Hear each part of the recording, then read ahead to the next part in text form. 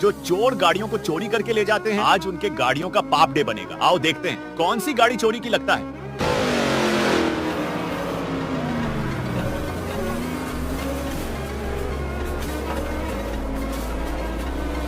यही गाड़ी चोरी की है, लेकिन उसे देखने से पहले बेटा, मुझे देखकर इग्नोर मत करना। इस बार जो भी एग्जाम में पास होना चाहता है मैं पास कर दूंगी, मगर मेरा भी एक काम करना होगा।